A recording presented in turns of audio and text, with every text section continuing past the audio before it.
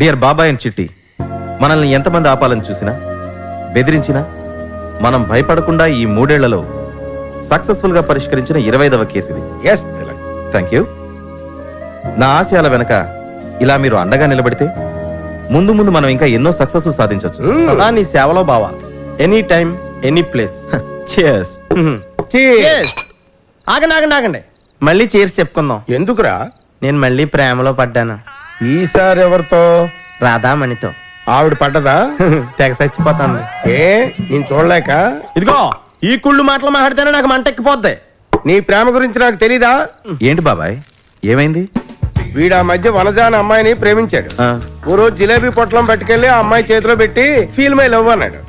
ఆ అమ్మాయి బాగా ఫీల్ అయిపోయి కళ్ళమ నీళ్లు కూడా పెట్టుకుని చచ్చిపోయిన మా అన్నయ్య గుర్తొస్తున్నాడు. అంతే. నా పవిత్ర ప్రేమను అర్థం చేసుకోలేకపోవడం దాని కర్మ. ఈ ఆడోళ్ళంతా ఇంతే బావా. అంతా ప్రొసీడ్ అయిన తర్వాత లాస్ట్ లో అన్నయ్య అనేస్తారు. కానీ నా రాధామణి మాత్రం ఆ టైప్ కాదు. నా లవ్ ని కరెక్ట్ రూట్ లో ఫీల్ అవుతుంది. అలాగని ఎలా చెప్పగలవురా? మా నాయనం పంపించిన గొట్టం గాజాలు ఇస్తే నవ్వుతూ తీసుకుంది. అలాగే మీ నాయనమ్మని అడిగి బూర్లు చిట్టిగారులు కూడా పంపించమను. పట్టుకెళ్ళి ఇద్దు గాని మీ రాధామణికి. సన్నాసి. అందరూ చివరికి వచ్చేసరికి వీడిని అన్నయ్య అని ఎందుకు పిలుస్తున్నారు ఇప్పుడు అర్థమైందా?